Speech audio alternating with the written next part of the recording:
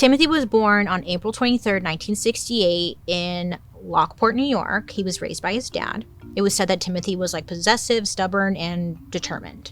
So good qualities depending on how you use them, I suppose. But it was said that Timothy was like a pretty shy guy, and in school, you know, he would get bullied a lot. He was tall, he was kind of gangly, so kids would call him Noodle McVeigh. You know, they're never creative with bully names, you know, but they would force him, they would give him like swirlies and all this stuff at school. It wasn't great for him. Timothy apparently dealt with this by like disassociating and pretending he lived in a fantasy world, as many do. And in this world, he wasn't just taking this bullying. No, he got revenge. As a teenager, Timothy becomes very interested in guns. I guess his grandfather was into them, so, you know, naturally Timothy got into them as well. It was like a bonding experience between the two. Timothy said he wanted to grow up and, like, one day maybe own a gun shop. After high school, Timothy ends up joining the Army. It says he's happy there because he gets to be around guns all day. And apparently, it was said that he had a talent with guns. He became known as like an expert marksman, and he honestly, he shines while he is in the Army. David Dilley, who served in the Army with Timothy, said, quote, "Everything we did, he excelled at. He was the best always." Oh, that's unfortunate now, huh? So in 1991, Timothy was deployed to fight in the Gulf War in Iraq. And like so many other soldiers, Timothy was really traumatized by his time there. I guess he had killed several people during the war, and it really affected him. It haunted him, really. He was given several medals and recognitions, as if that's going to take away, you know, the feelings.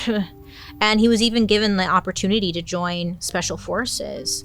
But Timothy, he couldn't seem to pass the test needed to get in to Special Forces. Some people just aren't good test takers, really. So eventually, Timothy was honorably discharged. So he goes back home, and he starts questioning like the war, and you know, like, why the hell did my government make me go fight in it? Like, what was it all for? You know, start ruminating on it.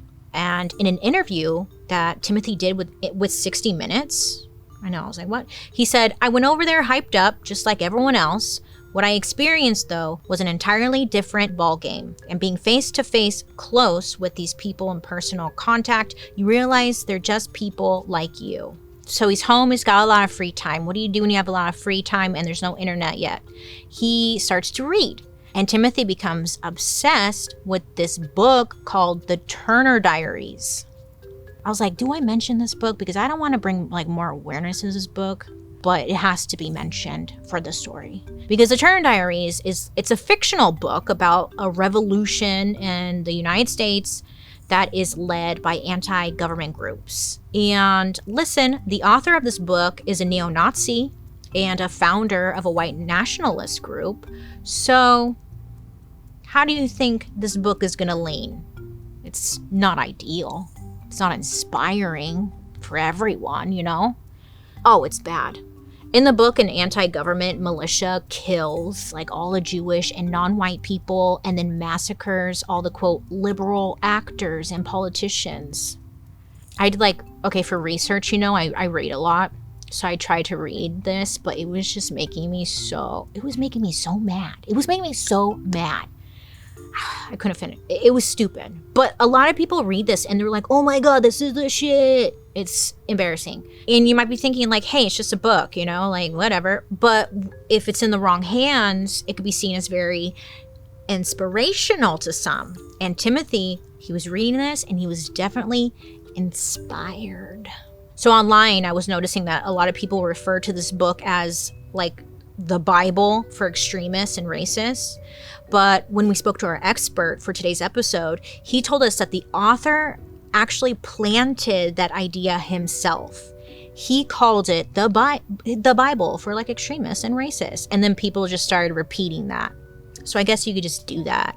Dark history is the Bible of dark history. Pass it on. I didn't say that though. Anyways, but the author himself called it a Bible of sorts, and people loved it. They ran with it. Oh, it makes my stomach turn in knots. Timothy spends his time reading this book and dreaming about a better life. Because at this time, it seemed like nothing was really working out for him. He's at home, he's trying to he's taking different jobs and they're all dead end jobs, He ends up developing a horrible gambling addiction. He gets deep into debt and he has to default on his loans. On top of that, he has no love life. He wants a girlfriend, but he's not having any luck. At this time, he's just very lost, and he's also getting really angry. He's just an angry guy. Oh, the cherry on top, boop. He gets a letter in the mail from the military saying that he had been overpaid. He's like, what? So on top of being in debt, he now owed the government over $1,000 because of their mistake. So, this makes him freaking lose it, Just one thing after another. It's just too much. So Timothy decided he would write the government a letter and air his frustrations. Now, in one of his letters, he said, quote, "Go ahead, take everything I own. Take my dignity. Feel good as you grow fat and rich at my expense, sucking my tax dollars and property." So I think it's safe to say that he is very angry.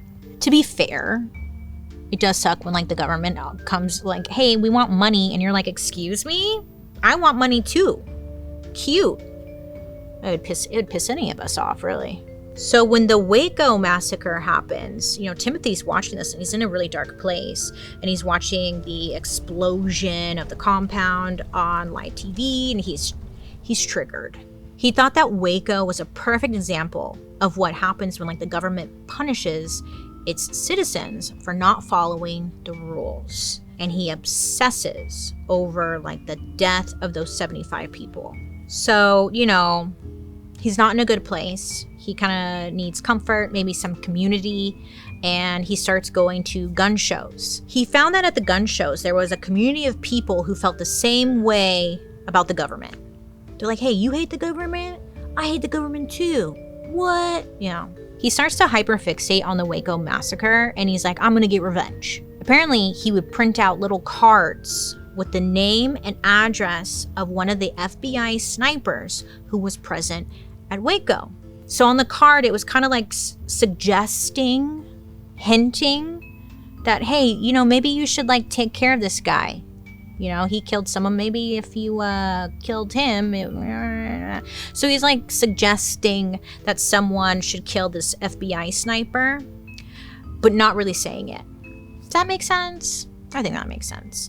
Anyways, and he ends up really making a name for himself at these gun shows. I guess he had gone to over 80 gun shows in 40 states, all within 2 years. I know, apparently he had a lot of free time. So while at these shows, he would hand out those cards. He would also sell copies of his favorite book, the Turner Diaries. He was trying to turn his fellow gun enthusiasts into extremists like himself. He wanted community. He wanted to pretty much overthrow the government, So Timothy ends up reconnecting with two men who would change everything for him, Terry Nichols and Michael Fortier.